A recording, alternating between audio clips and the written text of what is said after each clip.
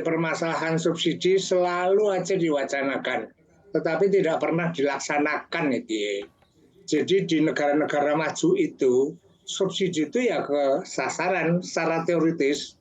Subsidi itu by komoditi atau by target. Nah sekarang kita itu kan by komoditi itu ya.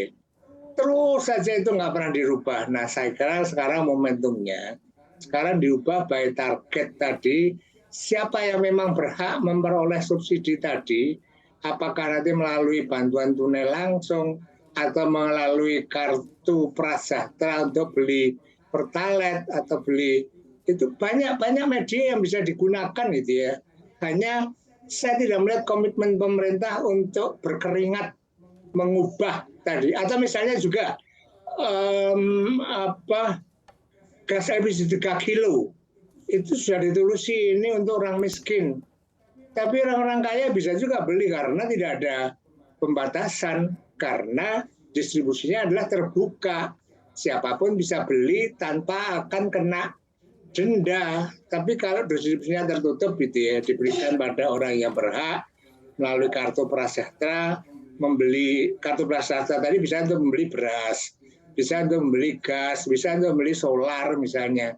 Itu mudah, dan di luar negeri yang saya tahu itu ya, itu dilakukan by target tadi, bukan by produk seperti sekarang Mas Bram.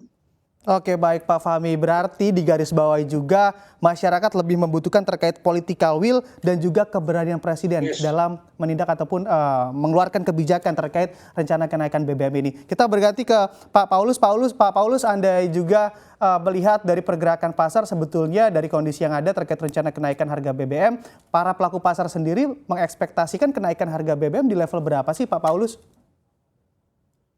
Saya rasa untuk sekarang pelaku pasar itu ekspektasi di angka kalau pertalite 10.000 ya. Mungkin tidak lebih dari 10.000 kalau saya lihat.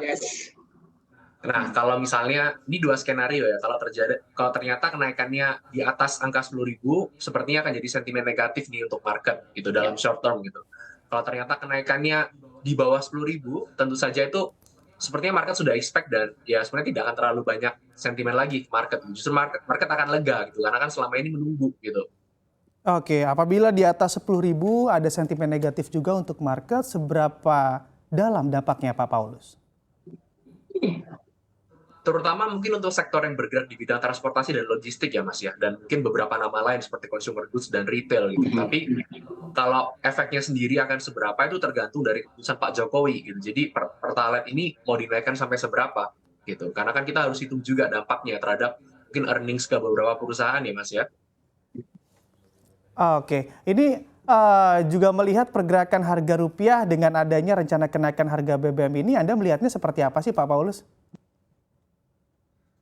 Oke, kalau berbicara rupiah sih sebetulnya dengan kemarin ada kenaikan suku bunga dari Bank BI setelah mungkin beberapa bulan ya kita tunggu ya, dari skor sekuritas bulan lalu juga termasuk kita yang expect bahwa di bulan ini akan ada kenaikan suku bunga dan beneran terjadi Mas gitu. Jadi kita sih ngelihatnya sebetulnya pemerintah sudah mulai melakukan tindakan pencegahan ya agar rupiah kita tidak kembali lagi ke angka mendekati 15.000 seperti kemarin Mas gitu.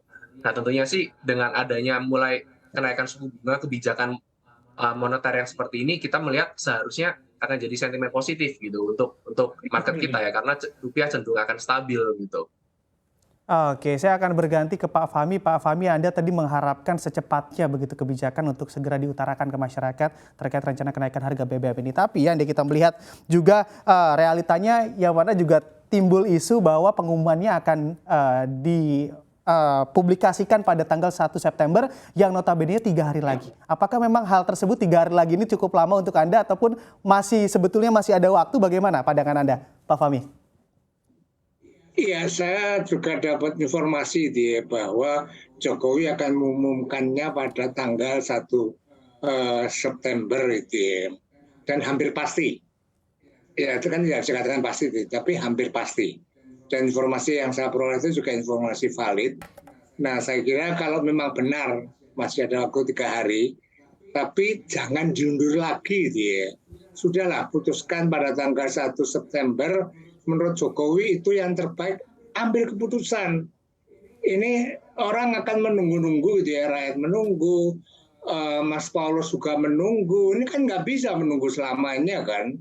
Perlu ada suatu kepastian dari pengambilan keputusan tadi. Nah mudah-mudahan itu Mas Bram itu ya, informasi yang saya peroleh itu valid. Katanya atau konon itu ya, Jokowi akan menaikkan. Nah mudah-mudahan bukan seperti yang dikatakan Luhut Binsar Panjaitan itu ya, dia mengatakan pekan depan ada kemungkinan Jokowi mengumumkan, ternyata tidak itu ya. Nah saya beda dengan Luhut itu ya. Saya berharap dalam 3 hari ini mohon Pak Jokowi segera umumkan yang menurut Pak Jokowi itu terbaik. 3 hari saya kira ya masih lebih baik daripada mundur lagi itu Mas Bram.